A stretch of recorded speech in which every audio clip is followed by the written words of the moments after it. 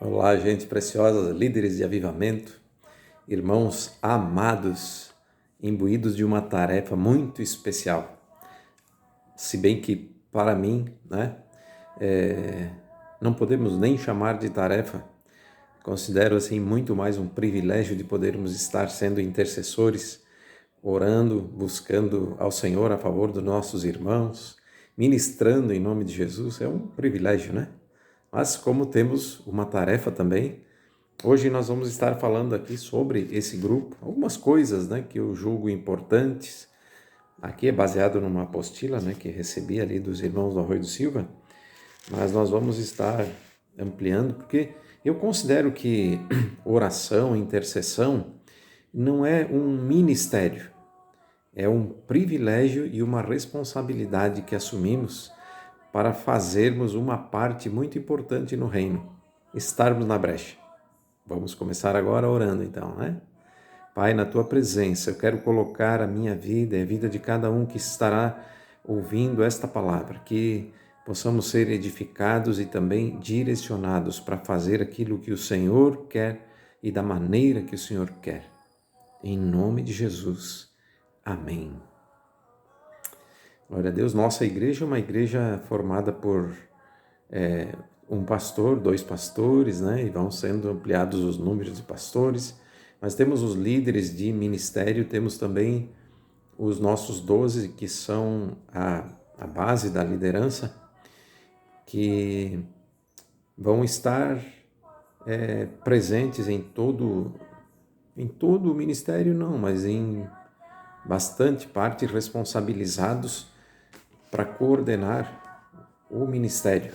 O ministério quer dizer a igreja como um todo, né? Deus deu líderes, deu apóstolos, pastores, evangelistas, mestres, não é? Para edificação do corpo, como está em Efésios capítulo 4. E a gente precisa estar submisso à nossa liderança, é uma atitude de amor a Deus e de obediência à sua palavra, né? Hebreus capítulo 13, versículo 7, versículo 17, vão falar sobre isso. Pedro também fala em 1 Pedro capítulo 5, que quem lidera não deve liderar como sendo um tirano, um dominador do rebanho, né? Mas há uma atitude muito bonita na igreja quando há liderança e quando há submissão, né? Todos submissos ao Pai Celestial, ao nosso Senhor, todos andando em unidade num mesmo propósito. Isso faz com que a igreja, o ministério, o reino de Deus prospere. Pois uma das atitudes, uma das intenções do inferno é dividir as igrejas, é fatiar a igreja, como tem conseguido em muitos casos. Nós vamos andar em unidade, irmão, nós vamos nos esforçar para preservar a unidade, como está lá em Efésios capítulo 4. Que essa unidade ela já existe, pois ela é baseada no Senhor, né? No Senhor, no batismo, na fé. É a unidade que nós precisamos preservar, fazer de tudo, fazer esforço para preservar essa unidade. Em que aspecto a oração ou a intercessão ela tem valor na preservação da unidade? A oração é... Qual discípulo de Jesus seria contra a oração? É unidade, é unanimidade. Todo discípulo de Jesus crê que deve orar por si e deve orar pelos outros. Glória a Deus pelos irmãos que estão organizados, se organizando, andando no mesmo compasso, não é? Nesse plano de se colocar de uma maneira mais organizada dentro do ministério para servirem na intercessão. Não é? Todos devem orar. Se a gente disser, vamos passar a responsabilidade para um grupo de intercessão orar, nós vamos estar errando. Por quê? Porque a oração é para todos. Agora, quando existe um grupo de intercessão, nós estamos nos alegrando porque sabemos que existe um grupo de irmãos comprometidos com Deus e comprometidos com o ministério que estarão orando. É como se tivéssemos do lado de fora um grupo que está lá não permitindo que os indesejáveis entrem. E quando estão dentro, estão trabalhando para que haja uma limpeza, uma purificação no ministério. Então, glória a Deus pela vida desses irmãos. Que Deus abençoe vocês com sabedoria, com discernimento. Amém, queridos? Então, no mundo inteiro, com certeza, se a gente fosse fazer um levantamento em todas as igrejas cristãs, nós encontraríamos gente que ora, pastores, líderes, uns mais, outros menos, mas todos irão concordar e irão incentivar a igreja a orar. Oramos pelos parentes, oramos pelos irmãos da igreja, oramos por petições, né? Pessoas frequentemente nos escrevem bilhetinhos de oração. Uma vez eu fiz uma postagem dizendo: quem quer oração, escreva aqui. Foi uma das postagens que mais gente reagiu, pedindo oração. Então, há uma necessidade na terra. Por isso, há uma necessidade que o povo de Deus ore. Os necessitados são muitos. E as necessidades, então, são multiplicadas, porque cada um necessitado tem um inúmero, incontável o número de necessidades que ele tem. Também oramos por nossa igreja, louvor, a compreensão da palavra, pelos pastores, pelos casais, pelos ministérios, pelos jovens, principalmente pelos jovens, essa gente amada, gente que tem lutas, né? Gente que vive um tempo muito difícil e que necessita muito da nossa intercessão, nossa compreensão e a nossa intercessão. Cada congregação tem uma forma. Tem congregação que anda, tem congregação que se ajoelha, tem congregação que levanta as mãos, tem congregação que prefere orar em línguas. Não existe um critério, né? Não existe um ensino bíblico sobre orar como jeito, né? Existem dias que se orava. Alguns falam de orar de madrugada, outros falam de orar no monte, outros falam de orar em línguas no particular, como nós vimos numa outra ministração, e quando orar em línguas em público que haja interpretação, as formas elas são variadas, os horários são variados, as palavras usadas dependem de cada um, do coração de cada um. Então, a intercessão, ela serve como uma parte da defesa da igreja e como uma parte do ataque da igreja também. Nós não vamos usar a oração como uma arma, porque a oração não é uma arma. A oração é uma atitude que nós temos na nossa vida, na nossa relação com Deus, né? Agora, nós sabemos que as experiências de cada um, elas vão levar ao amadurecimento, né? Por que pessoas têm mais intimidade com Deus? Você ouve oração de um e oração de outro, você vê que há uma intimidade diferenciada, não é? Eu também posso compreender que existem pessoas que são um pouco mais racionais, outras são um pouco mais sentimentais. Isso interfere no jeito de se expressar. Tem pessoas que têm mais empatia com os outros, né? Se alguém conta uma necessidade que está passando, ele já se comove com aquilo. E tem outros que já são um pouco mais racionalistas e que não reagem com tanta intensidade. Qual a oração que vai ser ouvida? Não é a mais emocional, a mais que se expressa mais, que vai ser mais ouvida. Depende muito da atitude que a gente tem e da verdade com que nós falamos, né? Falamos com os irmãos que conversamos e com Deus a quem nós pedimos. A palavra de Deus é viva e mostra essas diferenças. A gente sabe que com o passar do tempo um grupo ele pode ir amadurecendo, conforme as experiências vão amadurecendo e vão tomando atitudes novas e mais maduras e mais nobres também, né? Mas há um preço a ser pago. O compromisso com Cristo vem em primeiro lugar, né? Se um discípulo que se propõe a servir como intercessor não tiver um compromisso íntimo, profundo com o Senhor, ele não serve para esse tipo de responsabilidade. Porque o principal vínculo que se deve ter é com o Senhor. Muitas pessoas têm funções, cargos nas igrejas, mas não têm vínculo com Deus. Então eles sabem fazer muito bem o que fazem, mas se tirar o Espírito Santo, eles continuariam fazendo. Então nós precisamos andar no Espírito. E nosso primeiro vínculo, nosso primeiro amor é o Senhor. Né? Antes de tudo, nós somos filhos.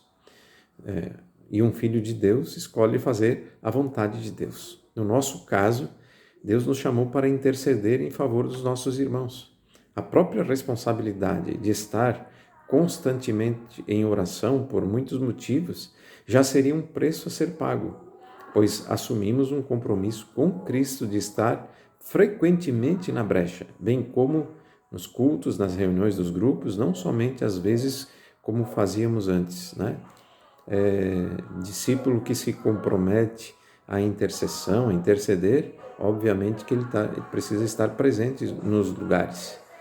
Né? Eu penso que não precisa explicar muito isso, né? Você quer interceder, você pode interceder à distância, mas se você quer interceder com mais propriedade, você vai estar vendo, você vai estar participando daquele momento, né? Muitas vezes as pessoas elas precisam de elas ouvirem a intercessão que está sendo feita, né? E às vezes também o intercessor ele precisa estar vendo ou ouvindo, ou sabendo o que está acontecendo com a pessoa. Por isso é muito importante a presença. Não podemos ser destacados como participantes da intercessão e os outros nem sabem, porque a pessoa às vezes vem, às vezes não, então não sabe o nível de comprometimento que a pessoa tem com Jesus e com o ministério. Imagine que sem aviso prévio ou sem um motivo justo, o pastor, o ministro falte ao culto, ou o membro do louvor, o técnico de som, o líder que falta à célula, o instrutor não aparece na escola de líderes, enfim, como intercessores temos exatamente a mesma responsabilidade. Efésios 2,10 diz, porque somos feitura de Cristo, criados em Cristo Jesus para boas obras, as quais Deus preparou de antemão para que andássemos nelas. 1 João 2,1 diz, o mundo passa e a sua concupiscência, mas aquele que faz a vontade de Deus permanece para sempre. Nós queremos permanecer para sempre. Nossa ida para o céu é apenas que nós vamos partir antes que outros, mas queremos fazer a vontade de Deus aqui e permaneceremos para sempre. Apocalipse 22:12, e eis que cedo venho, e o meu galardão está comigo para dar a cada um segundo a sua obra.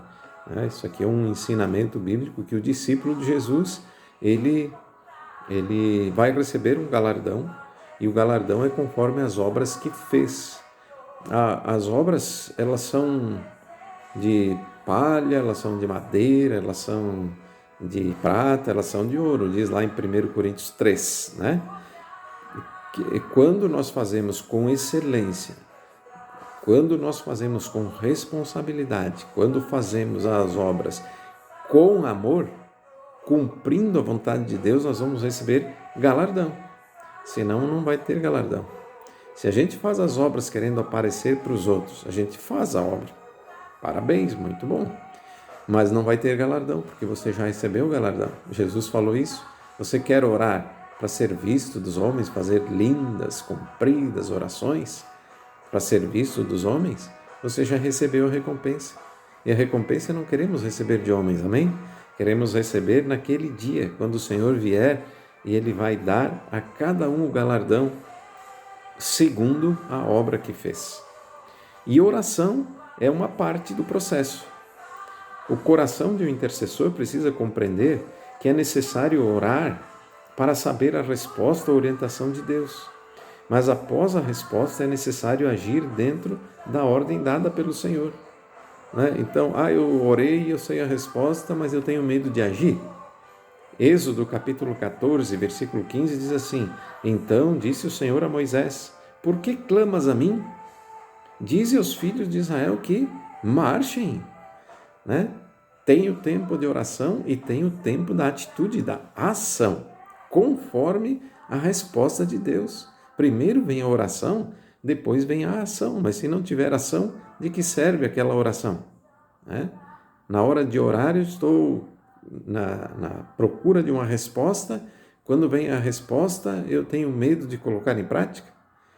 Precisa fazer com que aconteça. Nossa oração tem que ter obras, tem que resultar em obras. Temos que ter a consciência de que nem sempre Deus vai fazer aquilo que queremos ou pedimos.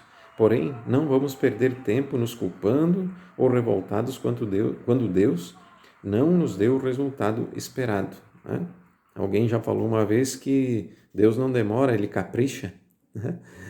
E às vezes Ele vai dizer não para as nossas petições. E eu vou dizer assim que vai chegar um dia que tu vai dizer: Deus, obrigado porque o Senhor respondeu o contrário do que eu pedi. A gente conhece o agora, Deus conhece o futuro. Nós nos conhecemos superficialmente, Ele nos conhece profundamente. Tem gente que, se recebesse o que pede, iria se desviar da fé. Então tem gente que vai viver a vida inteira pobre, porque se tivesse dinheiro, sabe o que ia acontecer? Ia esquecer de Deus, ia se atolar no pecado. Então tem que viver ali, naquela situação difícil, porque é na dificuldade que ele ora, na dificuldade que ele busca Deus. Então vale mais perder o mundo inteiro e ganhar a alma do que ganhar o mundo inteiro e perder a alma. Glória a Deus. Preserve a humildade. Para sermos um grupo de cristão de êxito, de sucesso no mundo espiritual, temos primeiro que aprender a conviver e batalhar contra alguns problemas humanos relacionados a nossas emoções, sensações e sentimentos. Exemplo: por muitas vezes percebemos em um grupo que deu certo durante um tempo sentimentos como nós somos os melhores, ninguém mais conseguiria, e as coisas do tipo, ou mesmo conflitos internos individuais como eu sou o melhor, se não fosse eu. Tem pessoas que têm esse tipo de ação, que se colocam acima dos outros. É muito fácil começar no espírito quando a gente não sabe, quando a gente se sente como uma criança, que tem que fazer alguma coisa, como aquele primeiro dia de trabalho. Você se sente preocupado, ansioso, você não conhece nada, não sabe como agir, então você fica na dependência. E assim é com Deus, Quando a gente começa, muitas vezes a gente começa no espírito, na dependência de Deus, porque não temos experiência, não temos habilidade ainda. Com o passar do tempo, vamos achando que não, mas até que eu sou mais ou menos, até que eu sou bom. É óbvio que a maturidade nos leva a fazer as coisas mais bem feitas, ou pelo menos deveria. Mas isso não deve nos levar a pensar que nós somos melhores que outros, porque muitos foram substituídos no dia do seu orgulho, porque aquele que se humilha será exaltado, mas aquele que se exalta será humilhado. Nós devemos manter a humildade. 1 João 5,19 diz: sabemos que somos de Deus e que todo mundo está no maligno. O maligno, ele pode nos levar a isso, que Eu acredito que o maligno não consegue acesso à nossa mente, ao nosso espírito, mas ele consegue colocar meios ou nos acessar por meios externos. E muitas vezes aqueles elogios que vêm dizendo que foi bom, que legal, que você é indispensável e tal. É bom a gente ouvir elogios, é bom a gente dar palavras de vida, mas nós temos que saber colocar a medida certa para nos alegrarmos com aquilo que fazemos com excelência, sim, mas não nos vangloriarmos, para que aquilo ali não suba a nossa cabeça e nós comecemos a achar que somos mais do que na verdade somos. Né? Como diz o apóstolo Paulo, o que você tem que você não recebeu? E se você recebeu, do que você se vangloria? Nós somos abençoados por Deus, glórias a Deus.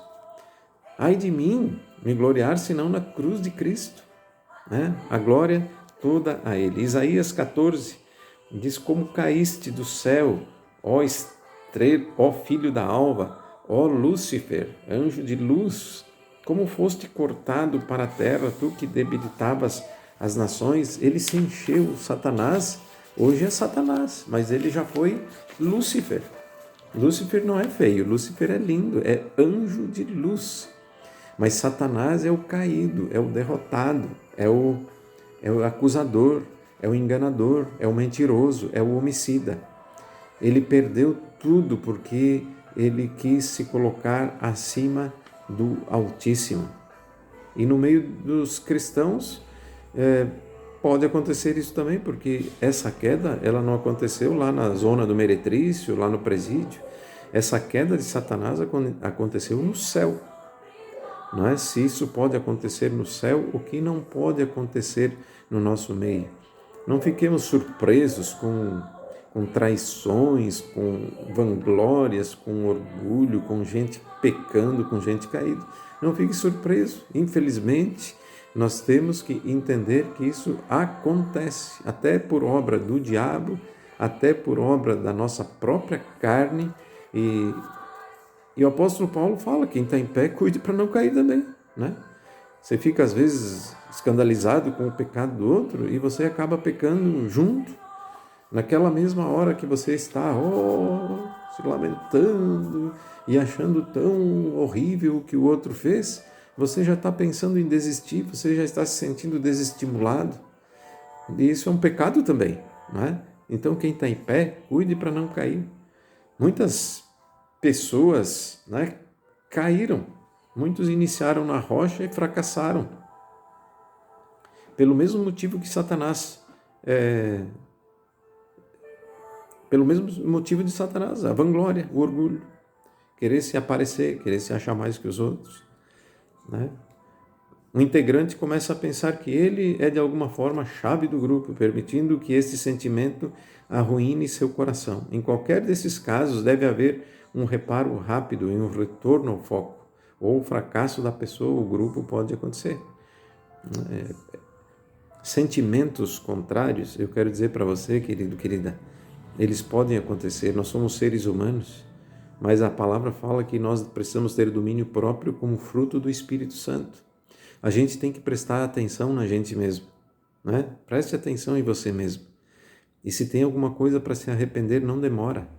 Se tem alguma coisa para confessar para o teu líder, ou para alguém que você confia, ou para alguém que você sabe que é autoridade sobre a sua vida, não demora, porque senão a tua queda vai estar próxima. Não é aquele que encobre as suas transgressões, ele vai cair. É aquele que confessa e deixa que prospera. Então não fica escondendo teus pecados, não fica escondendo tuas fraquezas, né? Fala para aquele que você deve falar. Primeiro, em oração a Deus. Em segundo, aqueles que têm autoridade sobre a tua vida. Amém? Não fica remoendo coisas, guardando ressentimentos. Amém, meu amado, minha amada? Deus te entende e Ele quer fazer uma obra na tua vida. Essas coisas que passam no teu coração, na tua mente, podem passar no coração dos outros. E você vai ser instrumento de Deus para cura. Amém? Você vai ser instrumento de Deus para cura. Como que você vai aprender a curar os outros? Você vai passar por situações. Deus vai permitir que você passe por situações. Ao mesmo tempo, Ele vai te dar discernimento, sabedoria e unção para superar cada uma delas. Amém? Vamos analisar a história de João Batista. Ele era a voz do que clama no deserto, como profetizada em Isaías e também em Malaquias.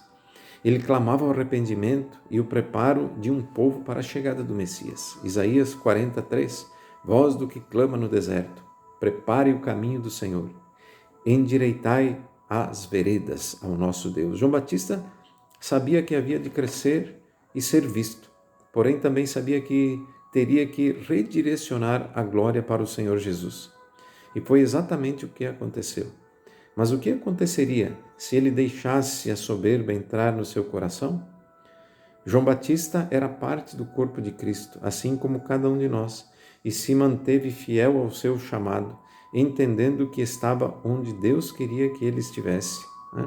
João Batista estava lá no deserto, lugar retirado, longe, as pessoas vinham em multidões para ouvi-lo e para serem batizadas. Um dia Jesus chegou lá e ele pensou, não, mas Jesus precisa, é o Senhor que deve me batizar. Essa atitude dele, de humildade. Cada um deve saber o limite, deve saber o tamanho da responsabilidade que recebeu e também deve saber que ele cresça e que eu diminua. Ele estava transferindo os discípulos que andaram perto dele, apontando para aquele que era o Messias. Que glorioso! São atitudes gloriosas assim que me inspiram a viver cada vez mais para o Senhor, porque tem gente de hombridade, tem gente que é assim de nível muito superior e João Batista é um desses. Amém? Vamos analisar a história de Gideão, que não considerou ser melhor que os 300, muito menos pensava que o sucesso do grupo se daria por mérito do conjunto. Juízes 7,7, disse o Senhor a Gideão, com estes 300 homens que lamberam as águas vos livrarei, e darei os midianitas na tua mão. Muito interessante essa história, porque ele tinha lá gente, muita gente, mas foram os 300 que foram os escolhidos e juntos eles venceram a batalha. Assim também uma equipe de intercessores tem que batalhar para fazer sua parte, mas compreender que o sucesso vem pelas mãos de Deus. E será assim enquanto o grupo mantiver as qualidades exigidas por Cristo. Amém, meus queridos, minhas queridas? Nosso caráter, nossa atitude espiritual vai fazer total diferença. Sabe? Não te preocupa tanto com aquilo que você tem que fazer. Se preocupa mais com a pessoa que você deve ser. Porque aquele que começou uma boa obra em vós vai completá-la até o dia de Cristo Jesus. A palavra de Deus diz que nós devemos nos tornar semelhantes a Cristo. Filipenses 1:6 e Romanos capítulo 8, versículo 28, sabemos que todas as coisas cooperam para o bem daqueles que amam a Deus, daqueles que são chamados segundo o seu propósito. Porquanto aos que de antemão conheceu, também os predestinou para serem conformes à imagem de seu Filho, a fim de que ele seja o primogênito entre muitos irmãos. Então, nosso alvo é Cristo. Ele quer que nós nos tornemos conformes à imagem de Cristo. Aquilo que Jesus era e aquilo que Jesus fez. Amém, meus queridos, minhas queridas? Vamos orar? Poderoso Deus, amado Pai, que o Senhor esteja derramando da Tua unção sobre esses irmãos e essas irmãs, para que conheçam as virtudes do céu e vivam na terra para Ti, que a Tua glória se manifeste na vida deles, que eles sejam poderosos em palavras e poderosos em obras, que haja uma multiplicação de acontecimentos em suas vidas, porque a Tua bênção virá sobre eles, mas também serão uma bênção em nosso meio. Inspiração para aqueles que querem viver para Ti. Louvado seja o Teu nome. Em nome de Jesus. Amém? Você recebe? Graça e paz.